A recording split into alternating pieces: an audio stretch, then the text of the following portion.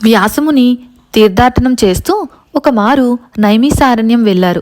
అక్కడి ఆశ్రమంలో మునుల సభలో ప్రసంగవశాత్తు జమదగ్నిముని ఇలా అడిగారు: మహామునులారా, నాదొక సందేహం. దేవతలందరిలో ఎవరు సర్వశ్రేష్ఠులు? ఎవరిని ఆరాధిస్తే తక్షణం కార్యసిద్ధి కలుగుతుంది?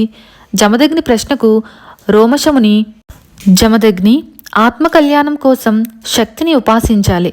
ఆమె ఉత్తమ దేవత, సర్వాంగన్యామి, కళ్యాణకారిణి, దేవతలందరికీ తల్లి. ఆమె దయగల తల్లి. ఆమెను ఉపాసించిన వారంటే వల్లమాలిన దయ ఆమెకు. దీనికి తార్కాణంగా ఒక ఇతిహాసం చెప్తాను, వినండి, శుభప్రదమైనది. కోసల దేశంలో ఒక బ్రాహ్మణుడుండేవాడు. అతడి పేరు దేవదత్తు. అతడికి పిల్లలు లేరు. అందుకోసం పుత్రేష్టి ప్రారంభించారు. తామసానది తీరాన మండపం ఏర్పాటు చేశారు.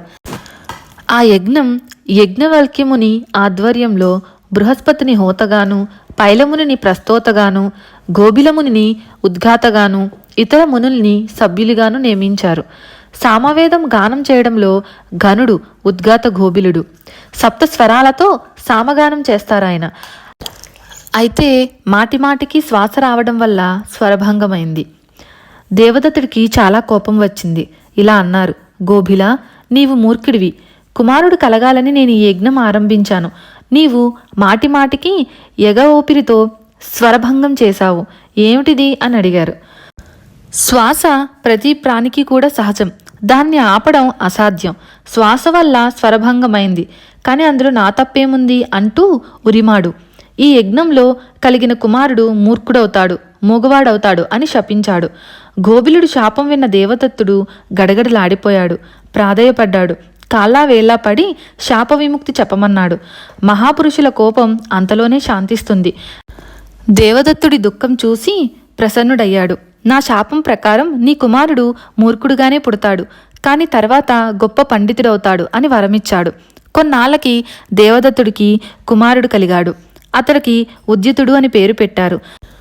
ఉద్యతుడు బ్రహ్మచర్యాశ్రమం స్వీకరించి గురువుగారి దగ్గర వేదాధ్యయనం ఆరంభించాడు.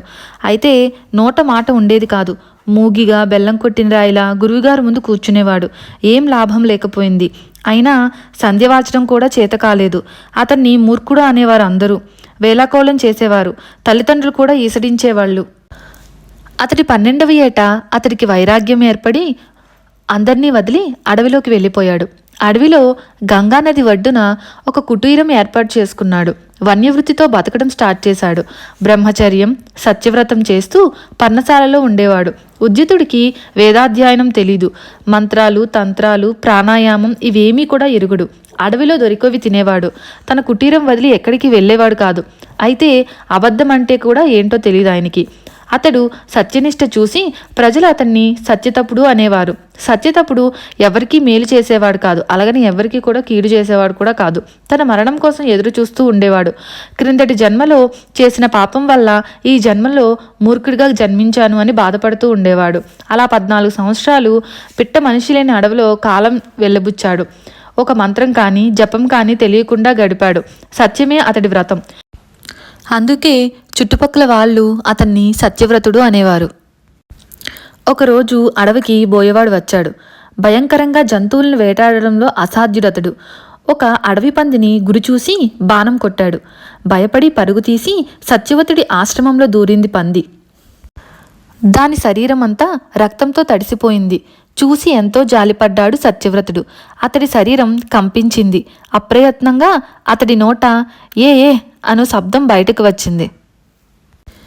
ఈ ఏ అనే శబ్దం బిందువులేని సారస్వత బీజమంత్రం. ఈ మంత్రం సత్యవ్రతుడికి అంతకు ముందు తెలియదు. బాణం దెబ్బతో బాధపడుతూ ఉంది పంది. ఆశ్రమంలో ఒక తుప్పలో దూరిపోయి దాక్కుంది. ఇంతలో బాణం ఎక్కుపెట్టి కాలయముళ్లా వచ్చాడు బోయ. పందిని వెతుకుతూ సత్యవ్రతుడిని చూసి నమస్కరించి పంది ఏది అని అడిగాడు. నేను నీకు తెలీదు, కానీ మీరు నాకు తెలుసు. ఎల్లప్పుడూ సత్యమే చెప్తారు, అసత్యం పలకరు. అందుకే అడుగుతున్నాను. నేను బాణం కొట్టిన పందిని ఎటుపోయిందో చెప్పండి. నా పెళ్ళాం బిడ్డలు ఆకలితో అలమటిస్తున్నారు. వేటాడి వాళ్ళ కడుపు నింపడం కోసమే ఈ అడవికి వచ్చాను. భగవంతుడు ఇదే వృత్తి నియమించాడు నాకు. ఇంతకు మించి మరో సాధనం లేదు. మంచో చెడ్డో కుటుంబాన్ని పోషించుకోవాలి కదా. చిక్కులో పడిపోయాడు సత్యవ్రతుడు. ఏం దారి, ఏం చేయాలి? అసత్యం ఆడకూడదు, ఎందుకంటే సత్యవ్రతం భంగం అవుతుంది. అలా అని ప్రాణం పోతుంటే చూస్తూ ఎలా ఊరుకోవాలి? మరో ప్రాణి ప్రాణం రక్షించే అసత్యం అసత్యం కాదు, అది సత్యమే అవుతుంది. మనిషికి ఏది హితం కలిగిస్తుందో అదే సత్యం, దానికి విపరీతమైనది అసత్యం. ఆలోచిస్తూ పరస్పర విరోధంగా ఉందది. ఈ స్థితిలో ఏం చేయాలి నేను అని ఆలోచిస్తూ ఉండిపోయాడు సత్యవ్రతుడు. ధర్మ సంకటంలో పడిపోయాడు సత్యవ్రతుడు. అతడు ఏ అని ఉచ్చరించడం వల్ల అది ఒక బీజమంత్రం కనుక భగవతి మహామాయ ప్రసన్నురాలైంది, బ్రహ్మ విద్యను అనుగ్రహించింది. ఏకార బీజమంత్రంతో సత్యవ్రతుడికి సర్వ విద్యలు దర్శనమిచ్చాయి. వాల్మీకిలాగే సత్యవ్రతుడు కూడా మహాకవి అయిపోయాడు. తన ఎదుటి నించున్న బోయుణ్ణి చూస్తూ ఒక శ్లోకం పలికాడు. యాః పశ్యతి నా సాహ బ్రూతే, యాః బ్రూతే సా నాః పశ్యతి, అహో వ్యాధ స్వకార్యర్థన్కి పృచ్ఛసి పునః పునః. కన్ను చూస్తుంది కానీ పలకలేదు, మాట పలుకుతుంది కానీ చూడలేదు.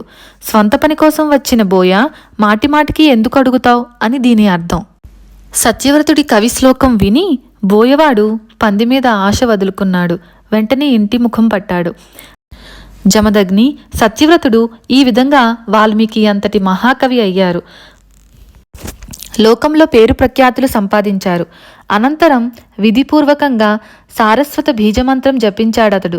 పండితలోకంలో మహాపండితుడయ్యాడు. అతడి కీర్తి పద్యాలలో గానం చేశారు.